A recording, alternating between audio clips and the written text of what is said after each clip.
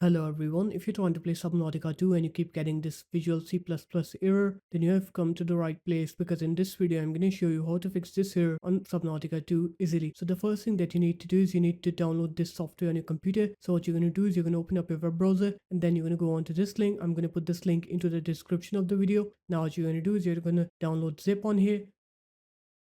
And once you click onto that, it will start downloading the file on your computer. Here it is. Now you're going to download it. Wait for it to download.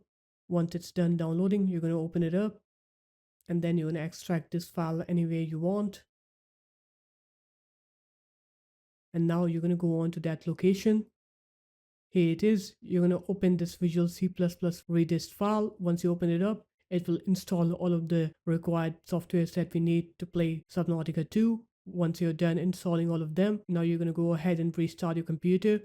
Once you're done with the computer restart, you're going to open up your games platform. You're going to right click on Subnautica 2, Properties, Install Files, and then click Verify Integrity of Game Files here. After that, now you should be able to play the game. So there it is guys, that's how easy it was. If you guys found this video helpful, make sure to leave a like, comment, and subscribe to the channel, and I'll see you in my next video. Peace.